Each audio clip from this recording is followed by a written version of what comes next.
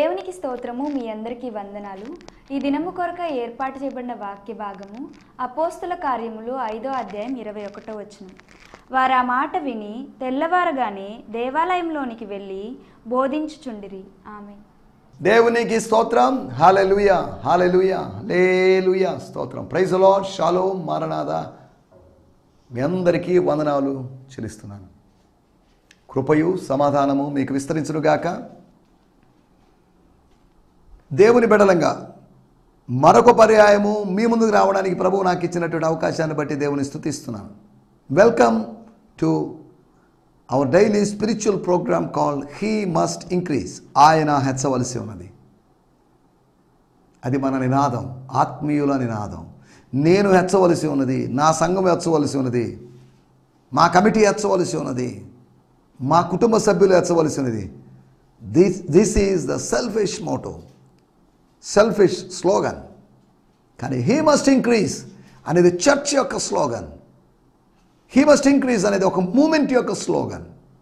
Apostolic movement యొక్క John the Baptist యొక్క disciples యొక్క స్లోగన్ అయింది. దేవునికి స్తోత్రం.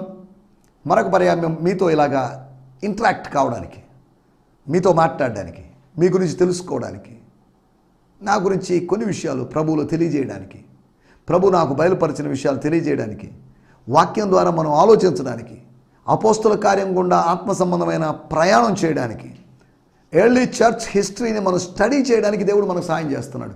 అందును బట్టి నేను ప్రభు నామాన్ని మహిమపరుస్తున్నాను. ఎర్లీ చర్చ్ హిస్టరీని స్టడీ చేయాల్సిన అవసరం ఉంది. ఎందుకు నేను అంటారేమో, చరిత్ర అంటే ప్రజలకు కొద్దిగా గొప్ప ఇంట్రెస్ట్ ఉంది. ఆ డేట్లు అవి గుర్తుపెట్టుకోవడం కష్టమేమో, కానీ చరిత్రను ఇంచుమించు ఎక్కువ మంది లైక్ చేస్తారు. గతంలో ఏం జరిగింది, కారణం ఏంటంటే హిస్టరీ రిపీట్స్ కనుక గతంలో జరిగింది జరిగే అవకాశం ఉంది అని అనుకుంటున్నారు. కనుక హిస్టరీ మీద కొంతమందికి ఇంట్రెస్ట్ ఉంది. హిస్టరీ చదివేవాళ్ళు ఉన్నారు.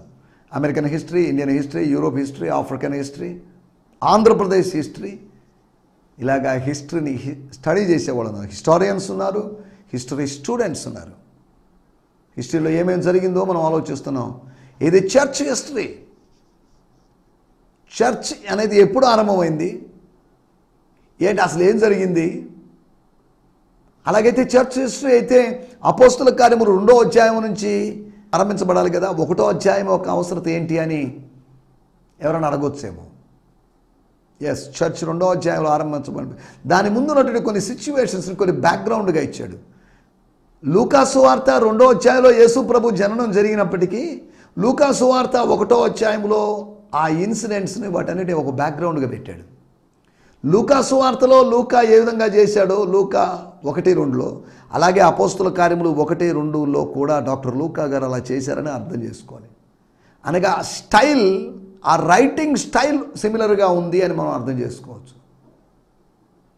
వేరువేరు విషయాలు రాసినప్పటికీ కూడా రైటింగ్ స్టైల్, ఆ ప్రజెంటేషన్ అలా ఉంది కనుక author is same. Author is mostly Luke అని మాట్లాడుకుంటున్నాం. ఆథర్షిప్ను గురించి మనం ఇప్పుడు మాట్లాడుకోవడం లేదు. 5వ అధ్యాయంలోకి వచ్చి ఇంకా అపోస్తుల కార్యములు యొక్క రచయితను గురించి మాట్లాడడం, ఎవరు అని మాట్లాడడం అంత సమంజసం కాదు.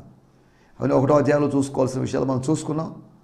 ఎక్కువ హిస్టారికల్ ఐటమ్స్ చెప్పడం, విషయాలు చెప్పడం నాకు అంత ఇష్టం లేదు. స్పిరిచువల్ విషయాలు మనం మాట్లాడుకోవడానికి ప్రయత్నం చేస్తున్నాం. చర్చ్ బేస్డ్గా చేసుకొని, అనగా ఎర్లీ చర్చ్ హిస్టరీని బేస్ చేసుకొని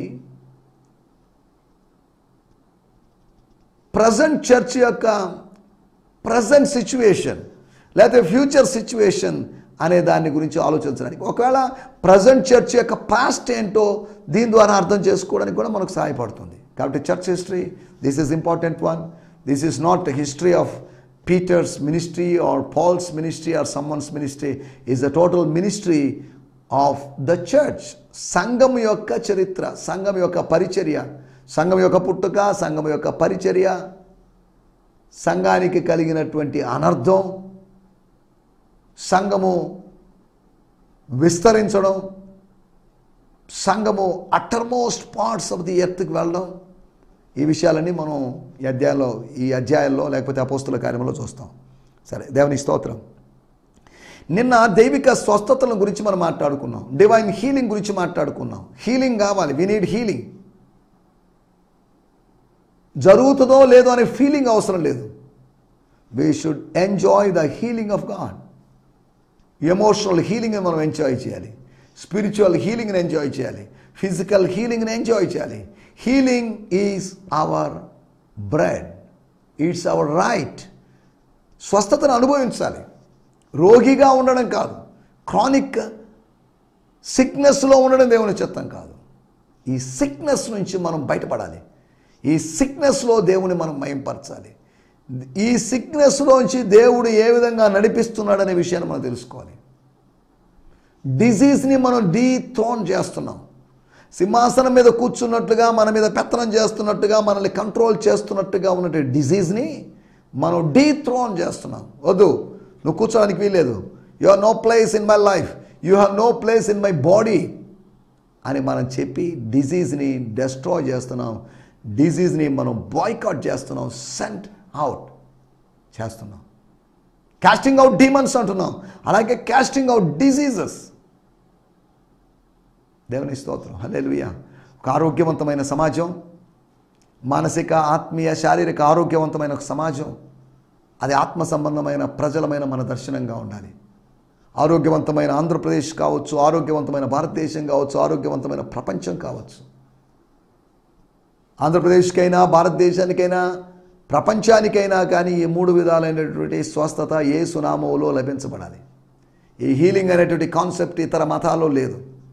ఉన్నాయి కానీ అక్కడక్కడ కొన్ని మతాల్లో, కానీ క్రిస్టియానిటీలో డామినేటెడ్గా కనిపించేటువంటి ఒక కాన్సెప్ట్ హీలింగ్, దైవికమైన స్వస్థత. పిల్లల రొట్టెని తీసుకుని కుక్క పిల్లలకు వేయట యుక్తము కాదు అనే మాట మనం చూస్తాం. మనకందరికీ తెలిసిన మాటే. మత్తయి సువార్త 15వ అధ్యాయము ఒక మాట చదువుతాము, తర్వాత మనము వెనక్కి వచ్చేద్దాం, అనగా వాక్యంలోకి వచ్చేద్దాం, అపోస్తల కార్యములు ధ్యానంలోకి వచ్చేద్దాం. అపోస్తల కార్యములు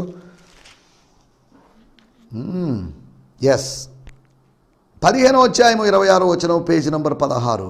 అందుకైన ఆ స్త్రీతో, తన వెనకాల వస్తున్న స్త్రీతో, వచ్చి కేకలు వేస్తున్న స్త్రీతో ఒక్క మాట కూడా మాట్లాడకుండా మౌనాన్ని వహిస్తూ మౌన వ్రతం చేస్తున్నటువంటి యేసు తన నోరు విప్పి చెప్పినటువంటి మాట, అమ్మా ఒక విషయం గుర్తుపెట్టుకో, పిల్లల రొట్టె తీసుకొని మేము అనుభవించాల్సింది, ఇశ్రాయేలు ప్రజలు అనుభవించాల్సిన దాన్ని తీసుకొని తూరు సీదోను ప్రాంతాలకి, అన్ని జనుల ప్రాంతాల వారికి, అనగా మీకు, కుక్క పిల్లల్లాంటి మీకు, కుక్కల్లాంటి మీకు వేయడం అది యుక్తము కాదు.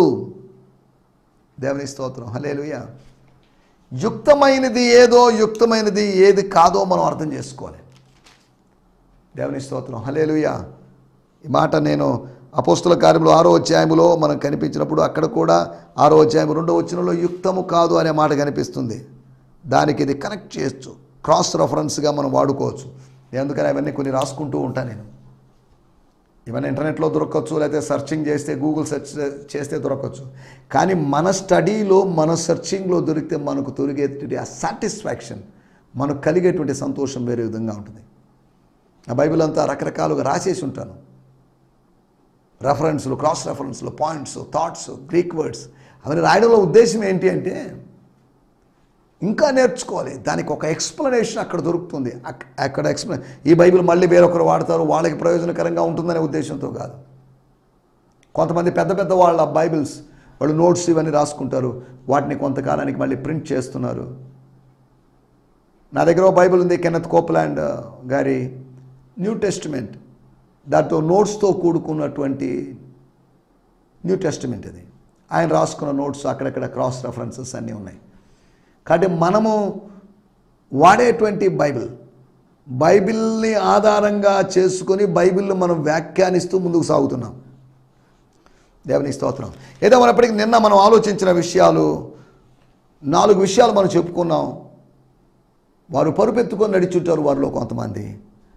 వారిలో కొంతమంది అప్పటి వరకు ఇతరులకు భారంగా మారిన వాళ్ళు, అనగా వాళ్ళకి ఆ బాధ్యతల్లో నుంచి, భారాల్లోంచి తప్పించినట్లుగా, వాళ్ళని విముక్తులను చేసినట్టుగా, స్వతంత్రులను చేసినట్టుగా వాళ్ళు వీళ్ళు ఫ్రీ అయ్యారు, వాళ్ళు ఫ్రీ అయ్యారు అని దీన్ని బట్టి దైవికమైన కార్యము జరుగుతున్నప్పుడు రెండు పార్టీల్లో ఫ్రీడమ్ జరుగుతుంది, డెలివరెన్స్ జరుగుతుంది. మూడవది, వాళ్ళు లేచారు, ఎండ్లకు వెళ్ళిపోయారు. రోగాన్ని బట్టి ఎండ్లకు దూరంగా ఉండో, రోగాన్ని బట్టి సమాజానికి దూరంగా ఉన్న పరిస్థితి ఉంటే వాళ్ళు మళ్ళా back to their homes, back to the pavilion అని క్రికెట్ మ్యాచ్ల్లో వాడేటట్టుగా పదం వాడుతున్నట్లుగా these patients went back to their pavilion. And రోగులుగా వాళ్ళు తిరిగి వెళ్ళలేదు, స్వస్థతలు పొందుకొని వాళ్ళు తిరిగి వెళ్ళారు. తర్వాత వాళ్ళు వెంబడించారు, they followed, they become disciples, అనగా శిష్యత్వంలోకి వచ్చారు, శిష్యత్వంలో ప్రవేశించారు. డిసైపుల్షిప్ కోర్సులో చేరారు, బైబిల్ స్కూల్లో చేరారని కాదు, శిష్యులయ్యారు. They become the followers of Jesus. Syria దేశమంతా కీర్తి వ్యాపించినప్పటికీ కూడా ఇశ్రాయేల్ దేశంలో అనేకులు they began to follow Jesus Christ. Healer అయినటువంటి జీసస్ని, ప్రీచర్ అయినటువంటి జీసస్ని, టీచర్ అయినటువంటి జీసస్ని వాళ్ళు ఫాలో అయ్యారు. దేవుని స్తోత్రం. దీని గురించి మనం నిన్నటి ఎపిసోడ్లో మాట్లాడుకున్నాం. రండి, మన సమయం అయిపోతుంది. మన దేవుని వాక్యాన్ని ధ్యానించుకోవాలి. మీ పనులు ఉంటే కాస్త పక్కన పెట్టండి, కొద్దిసేపు దేవుని కొరకు సమయాన్ని కేటాయించండి. ఆత్మ సంబంధమైన స్నేహం కోసం, సమాచారం కోసం నన్ను సంప్రదించండి. నా 2 నంబర్స్ ఇక్కడ డిస్ప్లే అవుతున్నాయి. అంతేకాకుండా ఈమెయిల్ ఐడి కూడా ఉంది, gfihmi2015@gmail.com. GFI అంటే గిడియోన్ ఫెలోషిప్ ఇంటర్నేషనల్, HMI అంటే he must increase. GFI HMI 2015 అనేటువంటి దీనికి ఈ ఈమెయిల్ ఐడి ద్వారా మీరు మెసేజ్ పెట్టవచ్చు. మీరు టైప్ చేసి సెండ్ చేయొచ్చు. ఆ మెసేజ్ నేను మెయిల్ చెక్ చేసుకుంటుంటాను, రోజు చెక్ చేస్తుంటాను. మీ మెయిల్స్కి రిప్లై ఇస్తాను. మనం పరస్పరం అలా మాట్లాడుకుందాం, ఆత్మ సంబంధమైన స్నేహాన్ని పెంచుకుందాం. ప్రభు రాకడ కొరకు అందరం సిద్ధపడదాం, మనం సిద్ధపడదాం, ఇతరులను సిద్ధపరుద్దాం. దేవుని స్తోత్రం, హల్లెలూయా.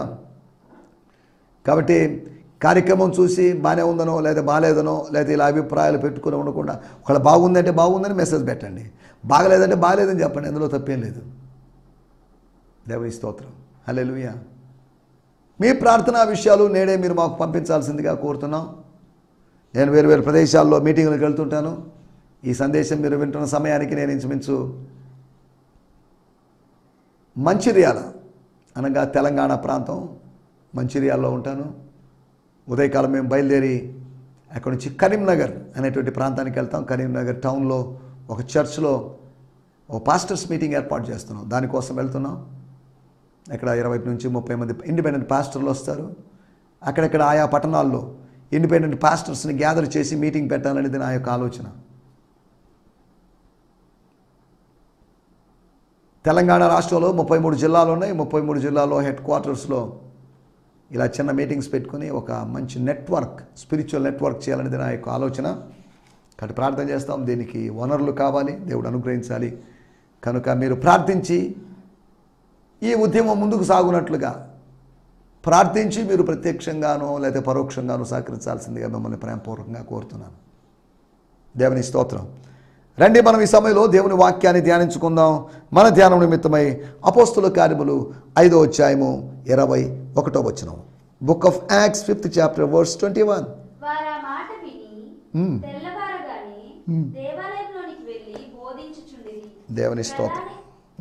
ప్రధాన యాజకుడును అతనితో కూడా ఉన్నవారును వచ్చి మహాసభ వారిని ఇశ్రాయేలీయుల పెద్దలనందరినీ పిలువనంపి తెల్లవారగానే దేవాలయంలోకి వెళ్ళి బోధించుచుండ్రి అనే మాత్రం చదివితే చాలు, ఎందుకంటే మనంతా చదువుకునేటువంటి టైం లేదు. నేను చదువుతున్నాను, వాడుక భాషలో కూడా చదువుకుందాం. అపోస్తుల కార్యములు 5వ అధ్యాయము 21వ వచనం. స్తోత్రం, థ్యాంక్ యూ జీసస్. ఇక్కడ ఇలా రాయబడింది, so early that morning they entered the temple courts and taught the people. The high priest and his officials, unaware of their supernatural release from prison, convened the members of the Supreme Council. They sent for apostles to be brought to them from prison.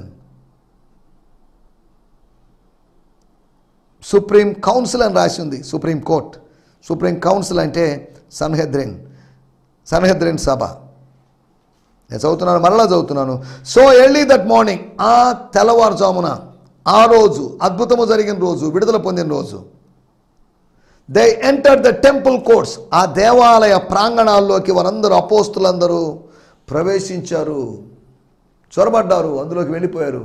And taught the people, ఏం చెప్పారు, ఏం బోధించారు?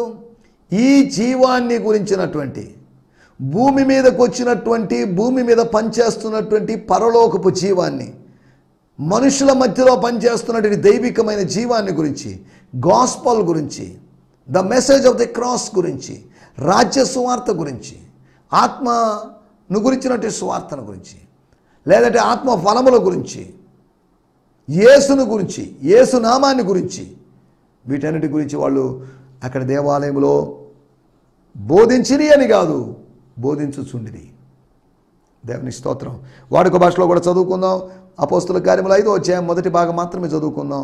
5వ అధ్యాయం 21వ వచనం. దేవదూత చెప్పినట్లు వాళ్ళు తెల్లవారుతుండగా మందిరం యొక్క ఆవరణంలో ప్రవేశించి ప్రజలకు బోధించడం మొదలు పెట్టారు.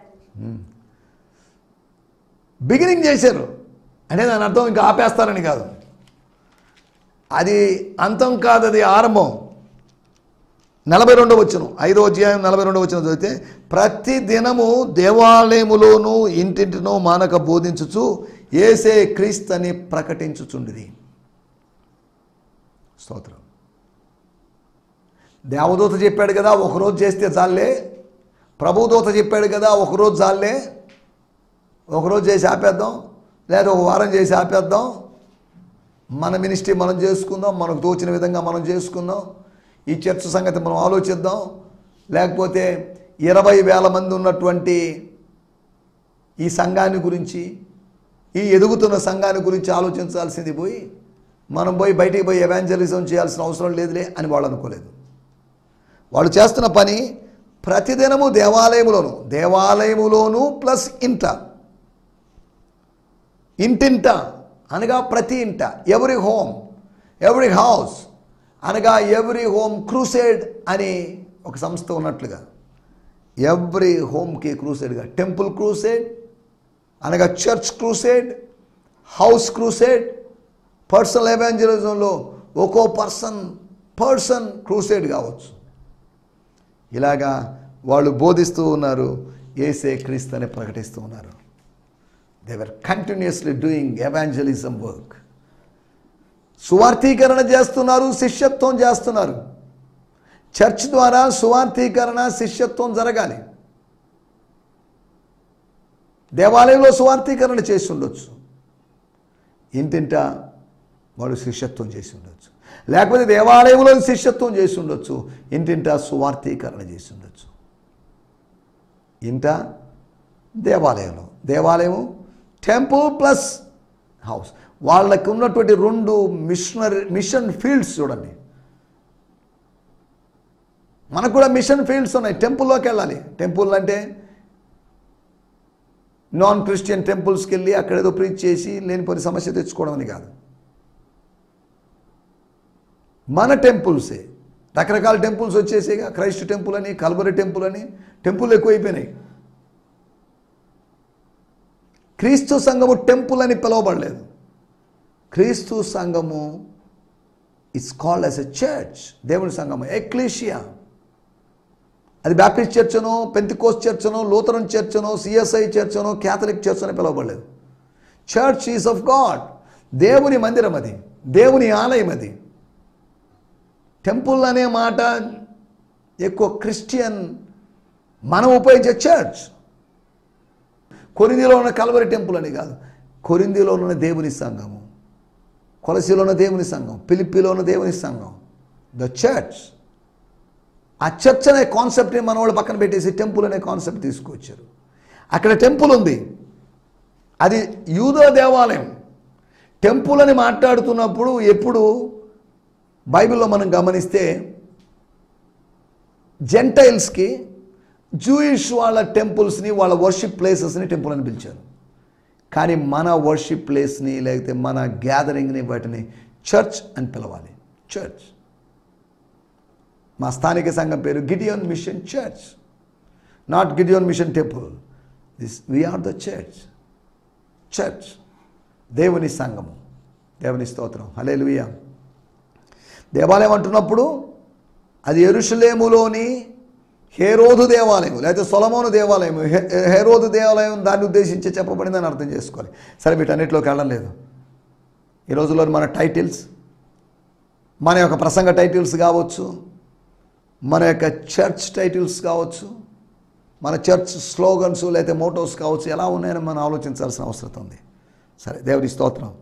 మన టైటిల్ విధేయులు, ఒబీడియంట్. విధేయులు కాదా వాళ్ళు? విధేయులే. విధేయత చూపించాలి. విధేయత కలిగిన వాళ్ళు వర్ధిల్లుతారు. Obedience brings blessings. మొదటి ఆదాము యొక్క అనగా లిటరల్ ఆదాము యొక్క ఆది కాండములో ఉన్నటువంటి ఆదాము యొక్క అవిధేయత వలన లోకానికి మరణం వచ్చింది, శాపం వచ్చింది. కానీ కడపటి ఆదాము అయినటువంటి క్రీస్తు ద్వారా లోకానికి జీవం వచ్చింది, రక్షణ వచ్చింది, నీతి వచ్చింది. మనం ఆలోచిస్తున్నట్టు విషయాలు. ఒకని విధేయత, ఒకని అవిధేయత. మొదటి ప్రథమ ఆదాము యొక్క అవిధేయత, కడపటి ఆదాము యొక్క, చివరి ఆదాము యొక్క విధేయత. శిలువ మరణము పొందినంతగా ఆయన చూపించినట్టు విధేయత వలన ఆశీర్వాదాలు కలిగాయి. వీళ్ళు ఏం విధేయత చూపించారు? దేనికి విధేయత చూపించారు? అపోస్తుల కార్యములు 26వ అధ్యాయం, ఆకాశమందు నాకు కలిగిన దర్శనానికి నేను అవిధేయుని కాలేదు. I'm obedient to the vision I have seen.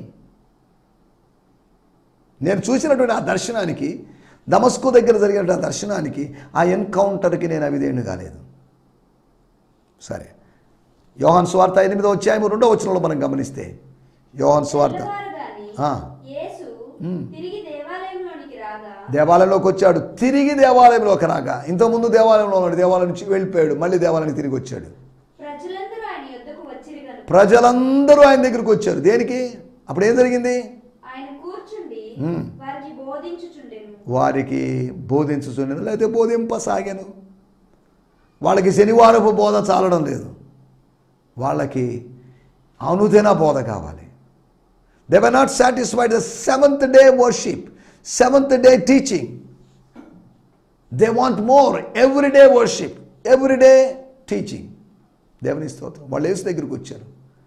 అంత ఉదయాన్నే ప్రధాన యాజకులు వచ్చారో లేదో మరి తెలియదు, యాజకులు వచ్చారో లేదో మరి, కానీ యేసు మాత్రం he was available to the people. ఆత్మదాహముతో ఉన్నాడు, ప్రజలకు ఆయన అందుబాటులో ఉన్నాడు. అనగా యేసు మాదిరి ప్రకారము వాళ్ళు దేవాలయంలో బోధించారు.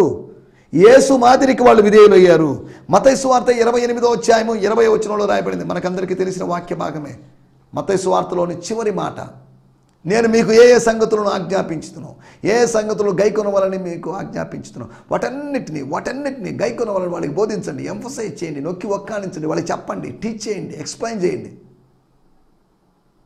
స్తోత్రం. యేసు మాటలకి మాదిరి చూపించారు. ఒకటి, యేసు యొక్క మాదిరికి వాళ్ళు విధేయులేరు. రెండోది, యేసు యొక్క మాటలకు వాళ్ళు విధేయులేరు. We should be obedient to the model of Jesus and to the words of Jesus. మూడవది, అపోస్తల కార్యములు 5వ అధ్యాయం 21వ వచనం మన మూలవాక్యం. వారు ఆ మాట విని, ఎవరి మాట విని? దేవదూత మాట విని. గాబ్రియేలో లేకపోతే మిఖాయేలో, రఘుయేలో, రఫాయేలో ఎవరో మనకు తెలియదు. వారు ఆ మాట విని, అనగా దేవదూత దర్శనము వాళ్ళు చూశారు, కానీ వాచ్మెన్ లేకపోతే ఆ జైలర్ లేకపోతే వాళ్ళు ఎవరు చూడలేదు. ఆ స్వరాన్ని వాళ్ళు ఎవరు వినలేదు. లోకము వినని స్వరాన్ని, లోకము చూడని స్వరూపాన్ని మనం చూస్తున్నాం. తర్వాత 29వ వచనంలో రాయబడింది,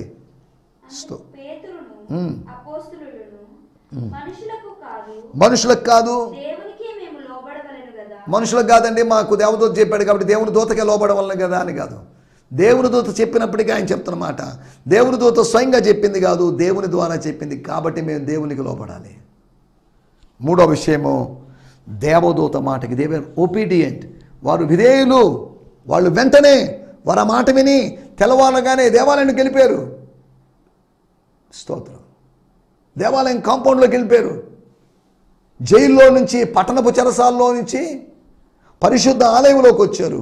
దేవదూత మాట ప్రకారం. దేవుని స్తోత్రం. హల్లెలూయా.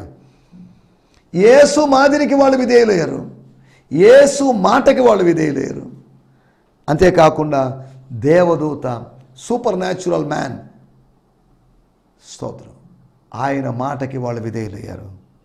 తర్వాత 4వదిగా అపోస్తల కార్యములు 5వ అధ్యాయము 32వ వచనం. మేమును దేవుడు తనకు విధేయులైన వారికి అనుగ్రహించిన పరిశుద్ధాత్మయు ఈ సంగతులకు సాక్షులమై ఉన్నామని చెప్పిరి. మేమును దేవుడు తనకు విధేయులైన వారికి అనుగ్రహించినటువంటి ఆత్మ. అపోస్తల కార్యము 2వ అధ్యాయంలో మాకు ఆత్మ అనుగ్రహించబడింది. అపోస్తల కార్యములు 4వ అధ్యాయం 31వ వచనంలో వారు ప్రార్థన చేయగానే ఆ చోటు కంపించను, అప్పుడు వారందరూ పరిశుద్ధాత్మతో నింపబడ్డారు. ఆ అనుభవము యొక్క లేతే ఆ అనుభూతి, ఆ అనుభవానికి వాళ్ళు విధేయలేరు. They want that experience. Third time వాళ్ళు హోలీ స్పిరిట్ని గురించి ప్రస్తావిస్తున్నారు. హోలీ స్పిరిట్ ఎక్స్పీరియన్స్లోకి వచ్చారు. పరిశుద్ధాత్మ అనుభవంలోకి రావాలి, పరిశుద్ధాత్మ కంట్రోల్లోకి రావాలి, మనల్ని మనం అప్పగించుకోవాలి. All to Jesus I surrender, all to holy spirit I surrender. Yes. కాబట్టి మనం ఇక్కడ ఆలోచిస్తున్న మాటలు, ఆ మాటలు ముగిస్తున్నాను. యేసు మాదిరికి విధేయులయ్యారు, యేసు మాటలకు విధేయులయ్యారు, దేవదూత మాటలకు విధేయులయ్యారు, యేసు పంపిన వ్యక్తి మాటలకి విధేయులయ్యారు. 4వది ఒక ఆత్మీయ అనుభవానికి వాళ్ళు విధేయులయ్యారు. స్తోత్రం. ఆత్మ స్పిరిట్ గైడెన్స్కి వాళ్ళు ఓకే అయిపోయారు. మేము సాక్షులమై ఉన్నాం, మాకును పరిశుద్ధాత్మకును తోచెను అని ముందు అధ్యాయంలో మనం చూస్తున్నాం. కాబట్టి నా మాటలు నేను ఇక్కడ ముగిస్తున్నాను. మనం విధేయులుగా ఉన్నామా? మన విధేయత ఏ స్థాయిలో ఉంది? విధేయత చూపిస్తున్నామని చెప్పేసి అవిధేయతలోని జీవిస్తున్నామేమో. అవిధేయతలోంచి విధేయతలోకి మనం ప్రయాణించి అనగా వచ్చి మనం దీవెనలు పొందుకుందాం. అట్టి కృప దేవుడు మనకు అనుగ్రహించును గాక. ఆమేన్. హల్లెలూయా. హల్లెలూయా. మీ అందరికీ వందనాలు. ఈ సందేశము మీకు ఆశీర్వాదకరంగా ఉందని నమ్ముచున్నాము. ప్రార్థనా అవసరతల కొరకు మమ్మల్ని సంప్రదించవలసిన మా చిరునామా గిద్యోన్ మిషన్ చర్చ్, 6వ వీధి, శాంతినగర్, నెల్లూరు 4, ఆంధ్రప్రదేశ్. పిన్ 524004. మా ఫోన్ నంబర్లు 7036443613 మరి ఒక నంబర్ 9392293010. మా ఈమెయిల్ ఐడి gfihmi2015@gmail.com. దేవుడు మిమ్మును ఆశీర్వదించునుగాక. ఆమేన్.